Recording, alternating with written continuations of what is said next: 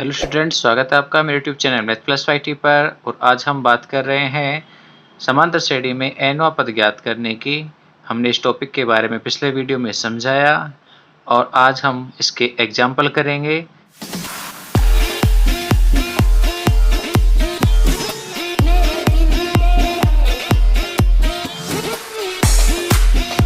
तो इसी कड़ी में हमारे पास एग्जाम्पल नंबर 6 है। AP 7, 13, 19, 205 में पदों की संख्या ज्ञात कीजिए। आपको एक AP मिली है। इस AP में पदों की संख्या यानी n का मान आपसे पूछा गया है। क्या क्या मिला है आपको यहाँ? आपको AP में प्रथम पद मिल गया है, फर्स्ट टर्म मिली है 7 है। साथ में ही सारवंतर D ज्ञात किया जा सकता है। सेकंड टर्म में से फर्स्ट टर्म को सब्सट्रैक्ट कर देंगे, घटा देंगे तो कितना बचेगा 6। तो D मिल गया हमको। साथ में लास्ट टर्म मिली है यानी अंतिम पद मिला है। अंतिम पद को किससे लिखते हैं? AN से। तो ये 205 है। ठीक, अब चूंकि हमको AN के बारे में जानकारी है, AN फॉर्मूला होता है A plus N minus 1 into D। हम वैल्यूज पुट करेंगे। A की जगह AN की जगह 205, A की जगह पर 7, N हमको ज्ञात नहीं है और D की जगह पर रखेंगे हम 6। यहाँ सरल करें हम इसे तो 7, 6 से गुणा करेंगे इनको 6N माइनस 6, तो ये 7 में से 6 घट जाएंगे, 1 बचेगा प्लस 6N। इस 1 को हम इधर ले आएंगे तो हो जाएगा 205 माइनस का 1 equal to 6N।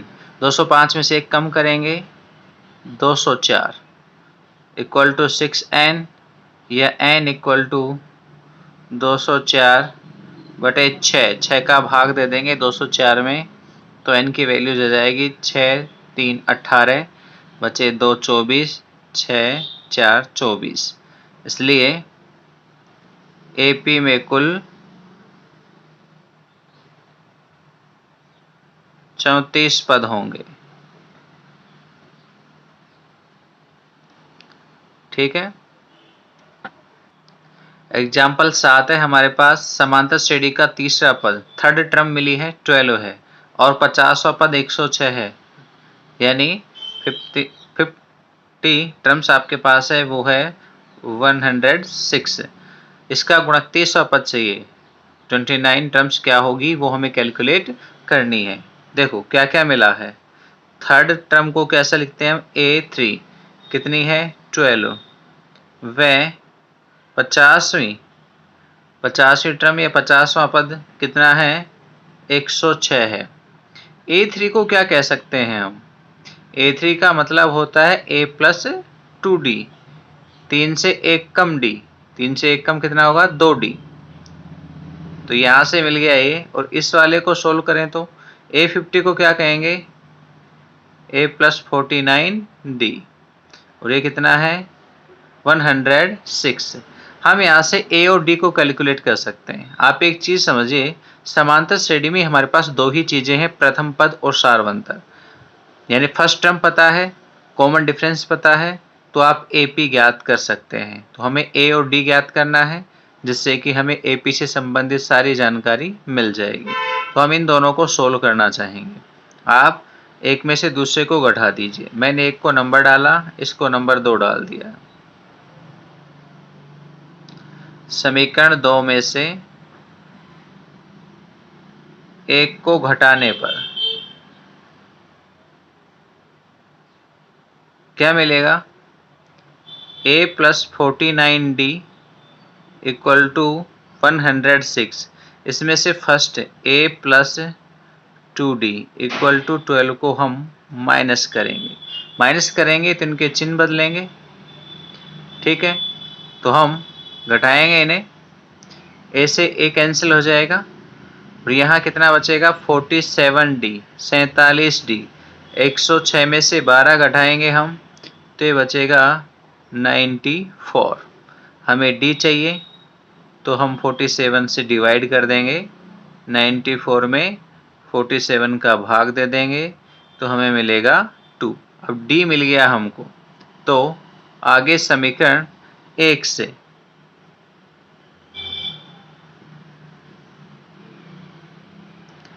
A plus 2 D की जगह पर 2, ये जो D है उसकी जगह 2 रख दिया है, D का मान 2 आ गया है हमारे पास, इक्वल टू कितना है 12। तो यहाँ से A बराबर 12 माइनस 4 कितना आया A 8, A का मान मिल गया हमको 8। हमें क्या चाहिए, हमें चाहिए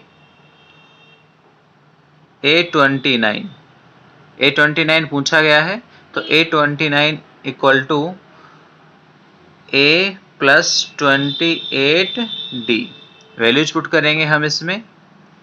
A की वैल्यू है हमारे पास, अभी निकाली है, कितनी है 8, 28 और D कितना आया था, D हमारे पास आया था 2, तो ये हो गए 8 प्लस 28 दूनी 56, तो हमारे पास 29वां पद आया, 56 में 8 जोड़ देंगे 64, तो AP का 29वां पद 64 होगा। आइए एग्जाम्पल 8 को देखते हैं। एग्जाम्पल 8 है, क्या AP, एक AP मिली है आपको 3, 7, 11 का एक पद 184 है, क्या ये AP का पद है? यदि AP का पद होगा तो यहाँ पर N की वैल्यू है वो हमारे पास प्राकृत संख्या नेचुरल नंबर के रूप में आएगी, यानी 1 2 3 4 5 ऐसे फॉर्म में आएगी। तो चलिए चेक करते हैं। यहाँ पर A इक्वल टू 3, यानी प्रथम पद फर्स्ट टर्म A है, उसका मान 3, व सारवंतर D कॉमन डिफरेंस 7 माइनस 3, क्रमागत पदों का अंतर निकालेंगे, कितना आया 4। मान लिया हमने, माना 184 nवां पद है, nवीं टर्म्स है, तो 184 को हमने nth टर्म मान लिया है, इसलिए an equal to a plus n minus 1 into D, ये फॉर्मूला है। इस फॉर्मूले से वैल्यूज पुट करें तो 184, a की वैल्यूज 3 और d की वैल्यूज है 4। सिंप्लीफाई करें इसे, तो सिंपल करने पर 3 प्लस 4n माइनस 4, 3 में से 4 घटा देंगे हम, कितना बचेगा -1। इस -1 का इधर पक्षांतरण कर देंगे, तो हम ट्रांसफर कर देते हैं -1 को दूसरी तरफ, तो हो जाएगा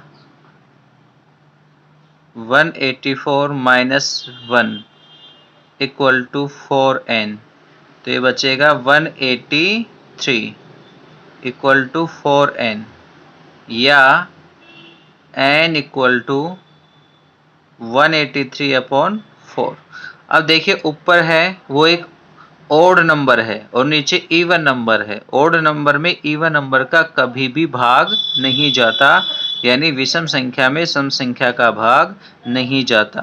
तो यहाँ ये है, ये प्राकृत संख्या नहीं है, नेचुरल नंबर नहीं है,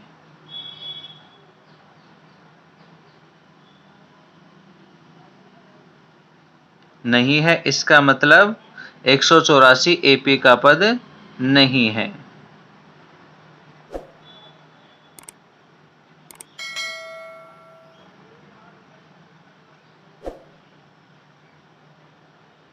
तो चलिए नेक्स्ट एग्जाम्पल देखते हैं 9। एग्जाम्पल 9 है, कहता है 2 अंकों की कितनी संख्याएं 7 से भाज्य हैं। 7 से डिविजिबल कितने संख्याएं हैं, कितने नंबर्स हैं जो कि 2 फिगर से बनी है। तो देखिए 2 फिगर्स वाली यानी 2 अंकों वाली संख्याएं,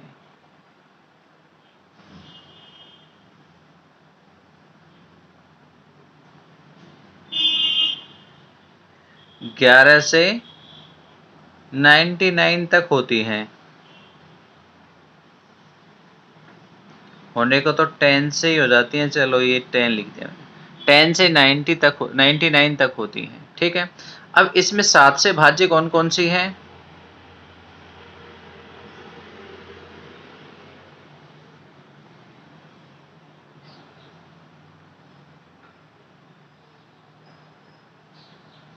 अब आप देखिए 7 से भाज्य कौन कौन सी हैं। 10 से में जाएगा नहीं, 10 से अगली संख्या आएगी 11, 11 में भी नहीं जाता है 7 का भाग, 12 में नहीं जाता, 13 में नहीं जाता, किस में जाता है? 14 में। 14 के बाद भाई 7 की टेबल बोलते चलिए, 21 में जाएगा, उसके बाद 28 में जाएगा, ये चलते रहेंगे। और लास्ट 99 में, 99 में जाएगा नहीं, तो 98 में दे करके देखेंगे 7 से जाता है क्या? तो आप देखेंगे यहाँ पर 98 में भी नहीं जाएगा, फिर आप और दीजिए पीछे। तो ये इसी प्रकार से आप भाग देते यहाँ पे चलोगे तो किस में जाएगा?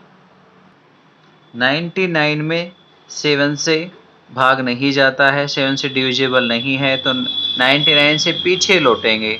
98 डिविजिबल है, यानी 98 में 7 का भाग जाता है। तो ये होगी संख्याएं जो 7 से भाज्य हैं। ये सिंपली है, सीधी सी बात है, सब में 7 का डिफरेंस है, तो क्या है? जो कि AP है। और यहाँ पर A बराबर 14 है, D आप निकालेंगे तो जितने का भाग लग रहा है वो ही आपके पास D है। 21 में से 14 घटा लीजिए चाहो तो, कितने मिलेंगे? 7। ठीक है, क्यों? क्योंकि निश्चित संख्या है, 7 से डिविजिबल है ये, तो 7 7 का डिफरेंस तो होगा ही, तो D 7 हो गया।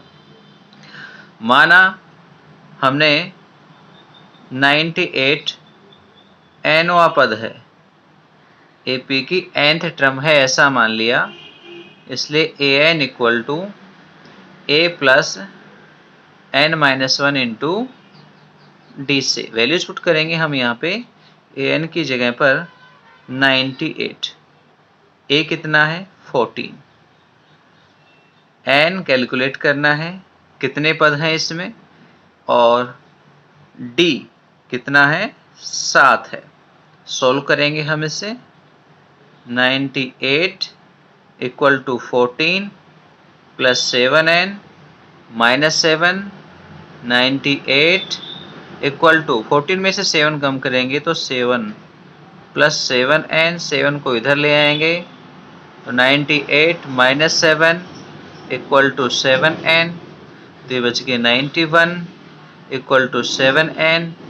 तो हमारे पास n इक्वल टू 91/7। अब आप 91 को 7 से डिवाइड कर दीजिए, क्या मिलेगा? n इक्वल टू 13, यानी 2 अंकों की संख्याएं हैं वो कितनी होंगी? 13, जो 7 से भाज्य हैं। 13 2 अंकों की संख्याएं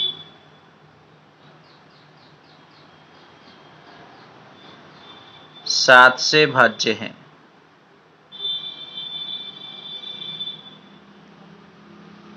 ठीक है, चलिए एग्जाम्पल 10 को देखते हैं। एग्जाम्पल 10 है, समांतर श्रेणी 3 8 13 से 253 के अंतिम पद से 20वां पद ज्ञात कीजिए। अब देखिए अंतिम पद से क्या होगा, हम उल्टा लेंगे। यहाँ पे शुरुआत में तो यहाँ जो आपके पास AP है, उस AP का प्रथम पद कितना है? 3, और सार्वंतर D निकालें तो 8 माइनस 3 बराबर होता है 5। तो A पता है, D पता है, पर ये समांतर श्रेणी इस क्रम में है और पूछ किससे रहा है? अंतिम पद की तरफ से पूछ रहा है। तो क्या करेंगे? अंतिम पद की तरफ से वैल्यूज निकालने के लिए हम इसे उल्टा ले लेंगे, यानी इस तरफ से फर्स्ट टर्म लेके चलेंगे। तो अंतिम पद जो है L, लास्ट टर्म है, वो कितनी है? 253। ठीक है, जब उल्टा लेंगे तो डिफरेंस भी उल्टा आएगा, तो ये नेगेटिव काम आएगा। तो अंतिम पद से एक सूत्र लिख रहा हूं, अंतिम पद की तरफ से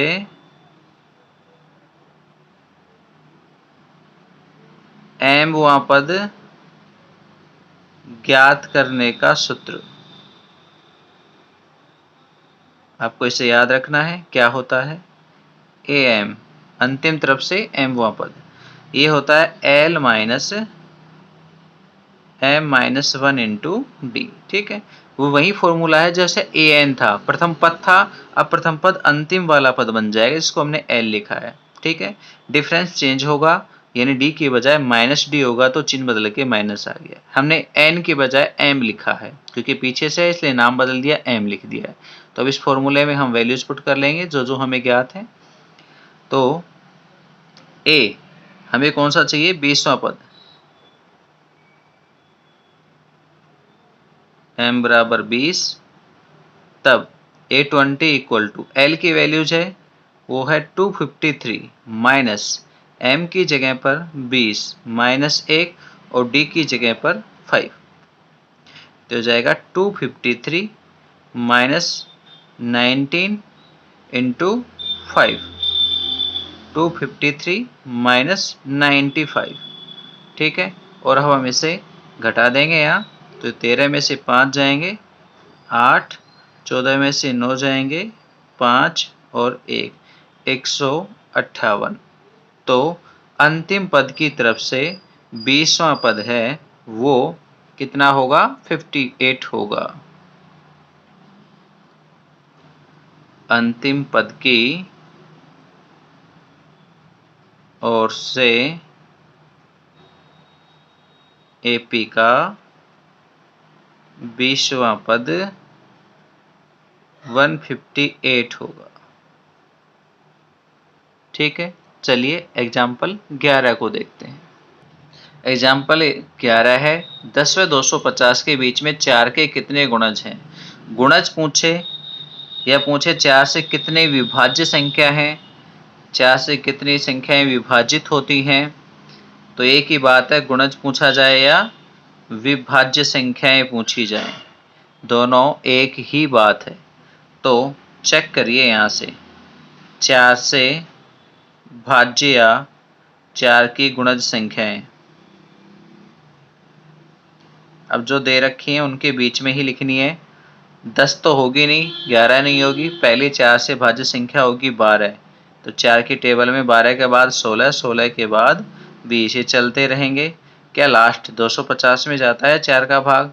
देखिए नहीं जाएगा। किस में जाएगा? 250 से कम करते आइए, गुणनचास तो विषम संख्या है, जाएगा ही नहीं, तो किस में जाएगा? 248 में। तो ये हमारे पास क्या है? एक AP है। ध्यान रखना, किसी संख्या से भाज्य होने वाली जो भी सीरीज होती है, जो भी श्रेणी होती है, वो हमेशा AP होती है।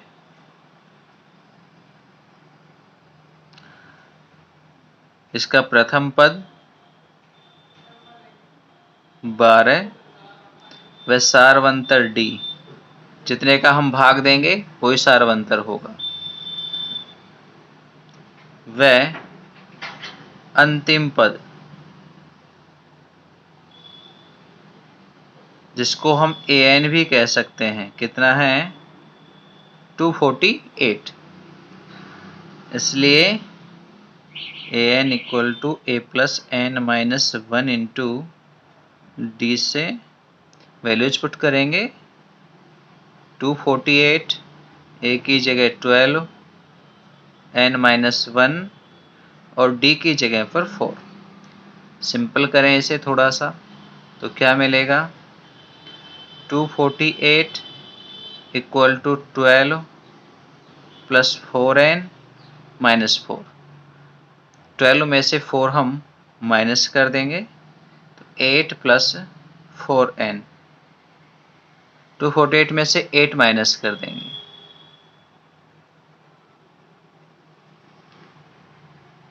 8 घटाएंगे, कितने बचेंगे? 240 बच जाएंगे।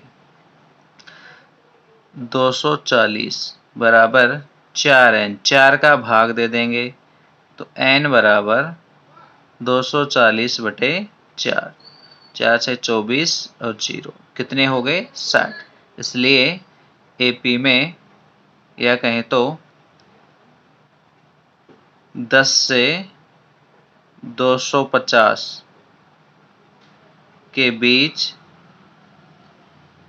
4 की गुणज 60 संख्याएं होंगी। कितनी होंगी? 60 संख्याएं होंगी। चलिए नेक्स्ट टॉपिक देखें हम। तो नेक्स्ट टॉपिक है हमारे पास समांतर श्रेणी के पदों का चयन, selection of terms of AP. पदों का चयन मीन्स हमारे पास आवश्यकता के अकॉर्डिंग सम या विषम पदों का चयन करना हो तो हम समांतर श्रेणी के पदों का चयन कैसे करेंगे।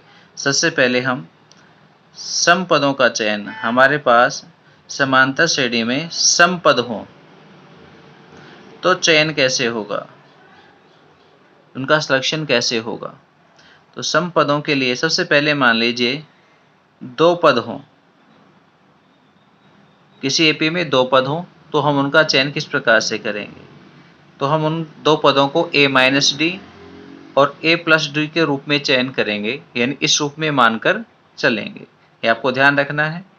सेकंड, यदि हमारे पास एपी में 4 पद हों, 2 भी सम है 4 भी सम है, तो यदि 4 पद हों तो फिर हम सेम इसी क्रम में रखेंगे a-d और a+d। आप इनमें डिफरेंस देखोगे तो 2d का है, तो 2d और कम कर दो इधर, a-2 से और कम करेंगे तो कितने हो जाएंगे 3d। एक तो पहले हो रहा है, 2 और कम करेंगे, टोटल कितना हुआ 3। ऐसे ही 1d बढ़ा हुआ है, 2d और बढ़ा देंगे तो कितने हो जाएंगे 3d। ठीक है, तो ये 4 पद इस प्रकार से माने जाएंगे। यदि किसी समांतर श्रेणी में 4 पद हैं और उन्हें आपको मानना है तो आप इस क्रम में मानेंगे। ऐसे ही 6 के लिए भी हो जाएगा, यदि आपको 6 पद चयन करने हैं, इसी प्रकार से 6 के लिए 8 के लिए आप जितने के लिए मानना चाहते हो बढ़ा सकते हो। शुरुआत वहीं बीच वाले से करेंगे, a-d a+d, ये 2 के लिए है। इससे इधर आएंगे 2d और कम कर देंगे तो a-3d, इससे और इधर आएंगे 2d और कम कर देंगे a-5d। ऐसे आगे बढ़ेंगे 2d और बढ़ा देंगे तो ये हो जाएगा 3d और बढ़ाएंगे 2d तो ये हो जाएगा 5d। तो देखिए 6 पद बन गए हैं। ये कुछ ऐसे पद हैं जिनको जोड़ा जाएगा तो d अपने आप समाप्त हो जाएंगे, केवल a बचेगा। तो ऐसा कोई भी प्रश्न जहां पर एपी दी गई हो, जिसमें सम पद हो और वहां पर पदों का योग दे रखा हो, पदों का गुणा दे रखा हो, उस कंडीशन में आपको इन्हीं प्रकार के पदों को मानना है। अब आगे बात करते हैं हम विषम पदों का।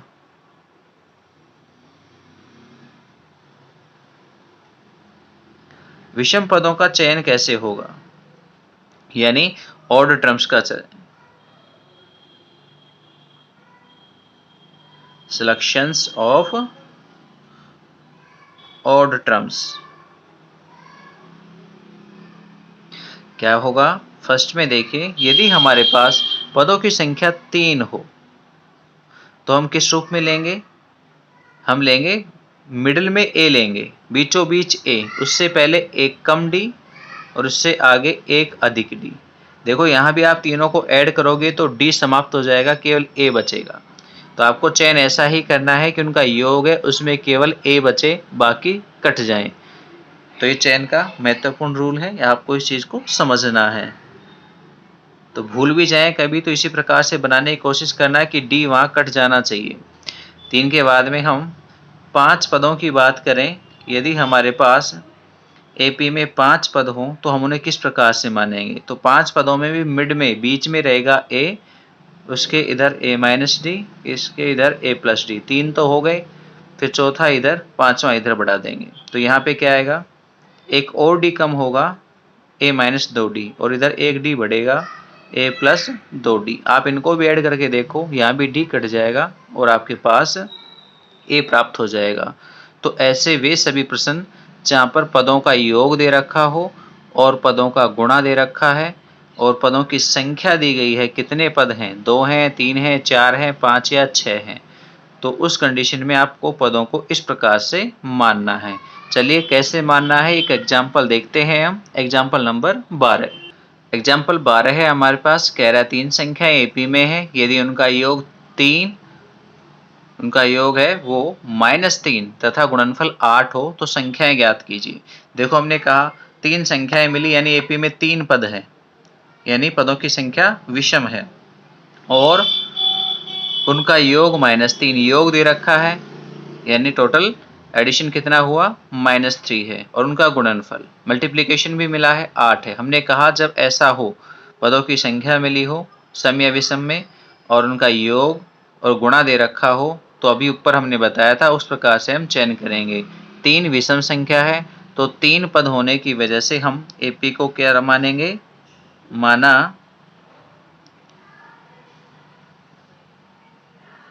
एपी की 3 संख्याएं क्या क्या है, a माइनस डी, a और a प्लस डी है। ये 3 संख्याएं हो गई। अब प्रश्न के अकॉर्डिंग इनका योग a minus D plus a plus a plus D कितने के बराबर है, -3 के बराबर है। डी कट जाएगा, ये हो जाएगा 3a equal to -3, a equal to -3/3, तो यानी a इक्वल टू -1, a मिल गया हमको। चलिए आगे देखते हैं हम d को भी। आगे ये कह रहा है कि पदों का गुणा, संख्याओं का गुणा कितने के बराबर है, 8 के। पद कौन कौन से हैं, a माइनस डी है, a है और a प्लस डी है, तीनों गुणा में है, तो ये कितना हुआ 8। गुणा करेंगे a तो a ही रहेगा, आप चाहें तो a की वैल्यूज पुट कर सकते हो, हम बाद में करेंगे। a माइनस डी को a प्लस डी से करेंगे, सीधा सूत्र है ये, क्या हो जाएगा a square minus D square equal to 8। अब a की वैल्यूज रखेंगे हम, a का मान -1, यहाँ -1 का स्क्वायर करेंगे और minus D square equal to 8, तो क्या मिलेगा -1 माइनस डी स्क्वायर बराबर 8। यहाँ माइनस से मल्टीप्लाई करेंगे तो -1 प्लस में डी स्क्वायर इक्वल टू 8, या फिर D square equal to 8 plus 1 कितना हो गया 9, तो d बराबर ±√9 यानी ±3। तो हमें d की वैल्यूज मिल गई है। अब आगे जब d मिल गया, a मिल गया, तो हम संख्याओं को ज्ञात कर सकते हैं। इसलिए जब a बराबर -1 व d बराबर 3, तब संख्याएं, अब जो हमारे पास यहाँ ऊपर हमने मानी थी कौन कौन सी थी, लिख देता हूँ, a माइनस डी, a और a प्लस डी। हम a और d के मान इसमें रखेंगे तो a की जगह -1, माइनस d की जगह 3, फिर a की जगह -1, फिर कोमा -1 और d की जगह पर 3। तो क्या मिली संख्याएं हमें, माइनस में 4 हो गई ये दोनों, तो फिर ये माइनस का 1 है, फिर ये हो गई प्लस में 2। वह जब a बराबर -1 और d इक्वल टू कितना हो -3 हो, तो ऐसी कंडीशन में रखेंगे हम वापस a की जगह पर -1, माइनस d की जगह -3, कोमा a की जगह -1, कोमा a की जगह -1 और d की जगह पर -3। तो क्या बनेगा, -1 और माइनस माइनस गुणा होके +3, कोमा -1, कोमा -1 और -3। सरल करेंगे तो वैल्यू आएगी 2 -1 -4। तो संख्याएं या तो -4 -1 2 होंगी या फिर इनका उल्टा होगा, 2 -1 -4 होंगी। तो ये हमारे पास संख्याएं आ गई है। ठीक है, तो डियर स्टूडेंट्स, आज के वीडियो में इतना ही। यदि वीडियो अच्छा लगा हो तो लाइक ज़रूर करें, अपने दोस्तों के पास शेयर करें और हाँ, चैनल को सब्सक्राइब करना ना भूलें। Thank you.